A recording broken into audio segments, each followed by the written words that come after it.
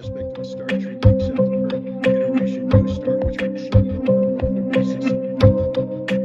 What's the hope? Helga, you spoke of the need for discussions, for negotiations. Why in God's name would Russia sit down with the United States at this point for anything? For anything. We're liars, we're cheaters, we can't be trusted. Will we use Europe as an interlocutor? France and Germany can no longer be trusted. Nobody can be trusted. The United Nations Security Council can't be trusted because Minsk was brought to the Security Council, was given a seal of approval by the Security Council, and that means nothing. Who are the Russians going to talk to? Who do the Russians want to talk to?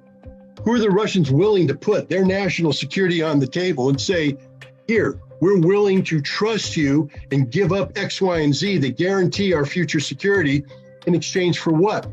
Treaties mean nothing to the West. They mean nothing to the United States. They mean nothing to the Security Council of the United Nations. The only way we get out of this, and this is a very sad statement on my part, there will be no negotiated settlement. Helga, I wish you the best of luck with the Vatican. I really do. And I hope you prove me wrong. I want you to prove me wrong.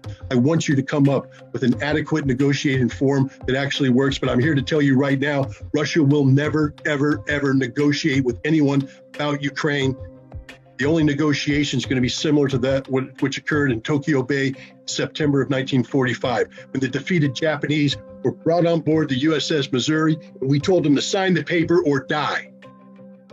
And Russia's going to end up sitting down across the table from some iteration of a Ukrainian government and tell them sign the document or die. And a defeated NATO will be sitting in the shadows, no longer having Marder vehicles, Leopard vehicles, Bradley vehicles or anything, because all of those will be destroyed on the field of battle by a superior Russian force that is singularly focused on one thing and one thing only, and that is defending the national security of Russia. Now, here's the danger, because we have people like Jan Stoltenberg and people like various American politicians and government officials who have said this is a conflict between NATO and Russia. And they've defined it as an existential conflict. Well, the only side that has an existential stake is Russia. Russia will never allow itself to lose. NATO will lose. The question is, will NATO lose gracefully? We bring up, Dylan Thomas's poem. Is NATO willing to go gently into the good night? Or is NATO going to rage against the dying of the light? And that's the choice. And unfortunately, that's where we come down to. If NATO opts to rage against the dying of the light, ladies and gentlemen, it's been a pleasure knowing you.